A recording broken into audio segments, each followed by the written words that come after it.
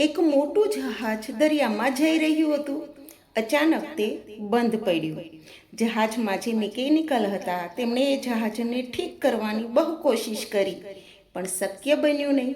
ત્યારે એક વ્યક્તિએ આ જહાજના મેનેજરને કહ્યું કે આ જહાજમાં એક અનુભવી ઇન્સાન છે. જો તમે તેને કહો તો તે જહાજને ફરીવાર શરૂ કરી શકે.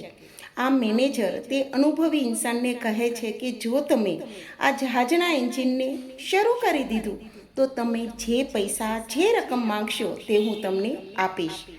અનુભવી ઇન્સાન તે જહાજને તે એન્જિનને થોડી વાર ધ્યાનથી જુએ છે અને ત્યારબાદ એક જગ્યાએ હથોડાથી 2-3 ટકોરા મારે છે અને એન્જિન શરૂ થઈ જાય છે.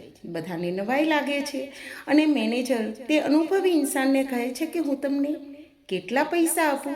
ત્યારે તે વ્યક્તિ કહે છે કે 5 લાખ રૂપિયા.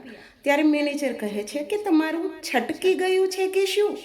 2-3 હથોડા મારવાના 5 લાખ રૂપિયા?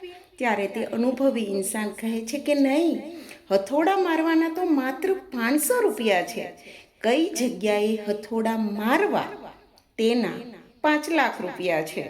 એટલે આ નાની એવી સ્ટોરી આપણને સમજાવે છે કે જિંદગીમાં માત્ર મહેનત કરવી જરૂરી નથી. સાચી દિશામાં સાચી જગ્યાએ તમારી મહેનત થાય તે પણ એટલી જ જરૂરી છે.